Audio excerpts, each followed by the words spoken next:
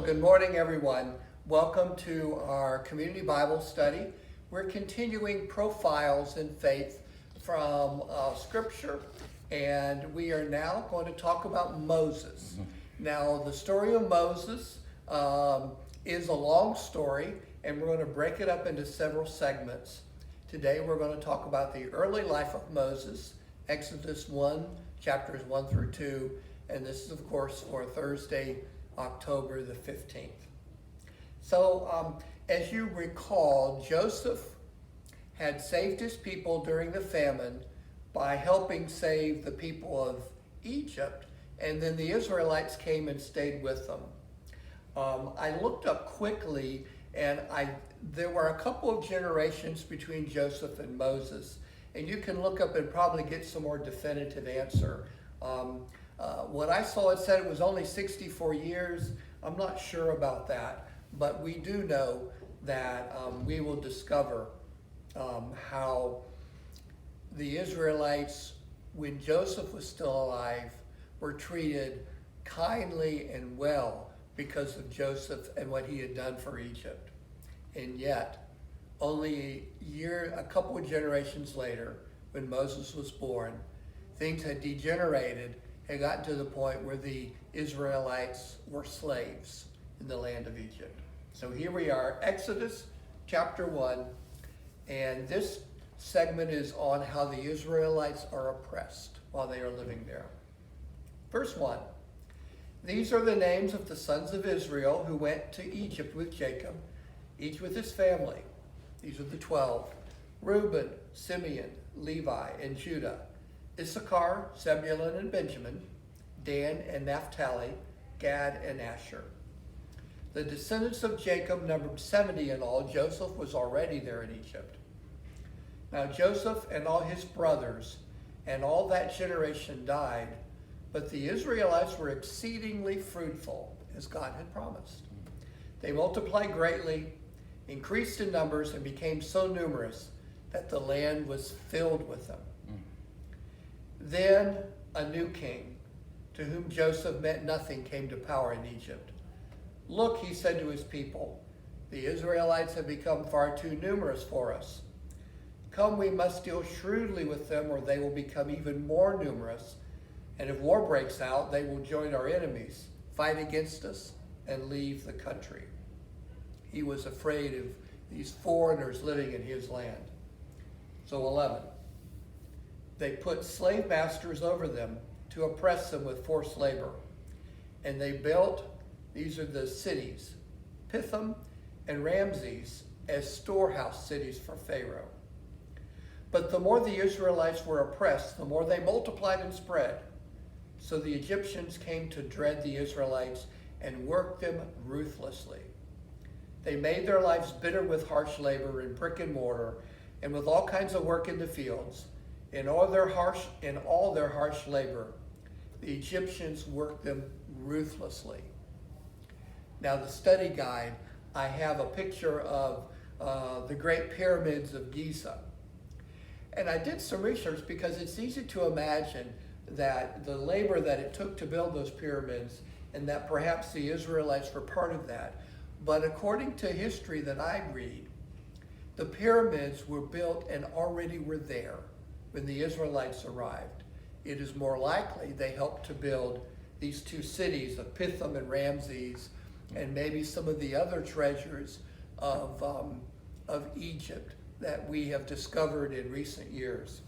But can you imagine that those pyramids were already there when the Israelites came to Egypt? Verse 15, the king of Egypt said to the Hebrew midwives, whose name were Shiphrah and Puah, when you are helping the Hebrew women during childbirth on the delivery stool, if you see that the baby is a boy, kill him.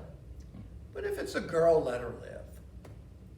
The midwives, however, feared God more than Pharaoh and did not do what the king of Egypt had told them to do. They let the boys live. Now that was at some considerable risk to their lives. So verse 18 tells how the king of Egypt summoned the midwives and asked them, "Why have you done this? "Why have you let the boys live?" And the midwives answered, "Hebrew women are not like Egyptian women. They are vigorous, being strong and healthy, and they give birth before we, the midwives, arrive." So God was kind to the midwives because they were serving him over the King Pharaoh. And the people increased and became even more numerous. And because the midwives feared God, God gave them families of their own. Wow. God's blessing the Israelites. The Egyptians are in trouble. Then Pharaoh gave this order to all his people: "Every Hebrew boy that is born, you must throw into the Nile, and let every girl live." That's the end of chapter 1. So not only did the Pharaoh tell the midwives, who they found a way around it, but he told his people, if you find a Hebrew boy, throw him into the Nile. Let him drown. Let the crocodiles eat it, whatever it was. And that was the order. And that was the world into which Moses was born. Chapter 2. Now a man of the tribe of Levi married a Levite woman, and she became pregnant and gave birth to a son. When she saw he was a fine child, she hid him for 3 months. This mother was trying to protect her son for so long. But when she could hide him no longer, 3 months old, she got a papyrus basket for him, coated it with tar and pitch to make it watertight. Then she placed the child in it and put it among the reeds along the bank of the Nile. His sister stood at a distance to see what would happen to him. She was trying to save her little boy, and the older sister was watching over, and the only way she thought she could hide a 3-year-old was in this basket among the reeds of the Nile River. Then Pharaoh's daughter went down to the Nile to bathe, and with her, of course, all her attendants who were walking along the riverbank. The daughter of Pharaoh saw the basket among the reeds and sent her female slave to go get the basket. What was this? She opened it up and saw the baby. He was crying, and she felt sorry for him. "This is one of the Hebrew babies," she said. Now, isn't that something? The compassion of the daughter of Pharaoh was stronger than her fear or worry about the consequences. For this little Hebrew boy, yeah, but she felt sorry for him. So then Moses' sister asked the Pharaoh's daughter, "Shall I go and get one of the Hebrew women to nurse the baby for you?"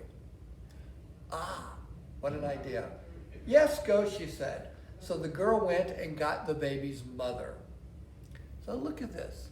Pharaoh's daughter is going to take care of this little boy, and guess who is going to be the nurse for this little one? His own mother.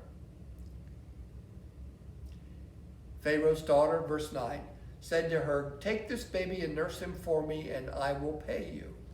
So the woman took the baby and nursed him.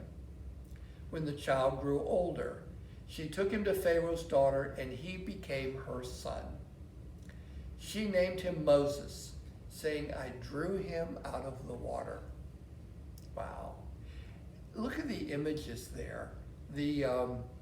God is protecting his people, and especially this child, Moses. Not only did his mother get to nurse and raise him and see him grow up, but she also got paid for it too. And he grew up as the grandson of Pharaoh, named Moses, drew him up out of the water, saved him from the water, saved him from a certain death. Moses flees. Verse 11.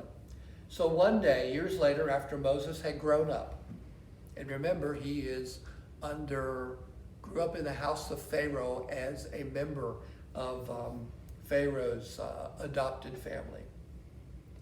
So he went out to where his own people were, and he watched them at their hard labor. So they were still being treated poorly. He saw an Egyptian beating a Hebrew, one of his own people. Well, this made him angry. Looking this way and that and seeing no one, he killed the Egyptian and hid him in the sand. He thought he would get away with it. The next day he went out and saw two Hebrews fighting. He asked the one in the wrong, "Why are you hitting your fellow Hebrew?" It's like, golly, it's bad enough that you're oppressed. Don't hurt each other. The man said, "Who made you ruler and judge over us? Are you thinking of killing me as you killed the Egyptian?" In other words, he let Moses know, I have a secret on you. You can't touch me because I will get you in trouble. Then Moses was afraid and he thought, what I did must have become known. He thought his crime was secret. It was secret, but it was not. Well, when Pharaoh heard of this, he tried to kill Moses. That was the penalty. Moses killed an Egyptian, an eye for an eye. This is what was going to happen. But Moses fled from Pharaoh, left Egypt, and went to live in the land of Midian, where he sat down by a well. Now, this, of course, took a few days and a little bit of a journey, but he's there in this new land, sits by a well, because in that part of the world, you definitely got to find a water source or you're in trouble. Verse 16. Now, a priest of Midian had 7 daughters, and they came to draw water and fill the troughs to water their father's flock. Now, I don't know if in that era, whether the daughters were almost always the tenders of flocks of sheep and goats. But if a man had 7 daughters and no sons, then he had no choice, but they were the ones who were tending the flock. But you realize that they were vulnerable. And so here Moses is showing up, and they come to fill water to water the flock. Some other shepherds came along and drove them away, meaning sent the women and their flocks away. But Moses got up, he came to their rescue, and he provided water for their flock. When the girls returned to their father, who here is called Reuel, he asked them, "Why have you returned so early today?" Because this was a pattern they were used to. They would try to water their flocks. Sometimes other shepherds would chase them away. They'd have to go back later. Today they were home early. It had been a good day. So the daughters answered, "An Egyptian rescued us from the shepherds. He even drew water for us and watered the flock." "And where is he?" Reuel asked his daughters. "Why did you leave him? Invite him to have something to eat." The hospitality of the family to a stranger who was kind to the daughters of Reuel. It's interesting how people identify quickly that someone was an Egyptian.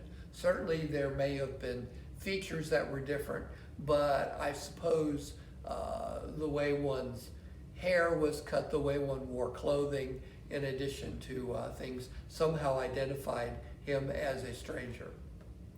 Verse 21. So they invited him. Moses agreed to stay with the man, who gave his daughter Zipporah to Moses in marriage. Now, it sounds like that all happened the same night. And, it doesn't tell us that. But I'm presuming that this is over a period of time. And because this is sort of setting up what is next. We don't have a lot of time in the narrative about what happened. So Moses stays with them. Zipporah becomes his wife. Verse 22, Zipporah gives birth to a son. Moses named him Gershom, saying, "I've become a foreigner in a foreign land." Verse 23, during that long period, so you see it was a period of time, the king of Egypt died, the one who had chased Moses away. The Israelites groaned in their slavery and cried out, and their cry for help because of their slavery went up to God. God heard their groaning, And he remembered his covenant with Abraham, Isaac, and with Jacob. So God looked on the Israelites and was concerned about them. The theme here of this is God's continuing covenant with his people and his promise that they would prosper even as slaves. They were still prospering in ways that built up more and more people and some security in spite of the slavery. God is bringing to pass this person of Moses who survives when probably many other of the boys of his age and eventually young men were gone because they were killed.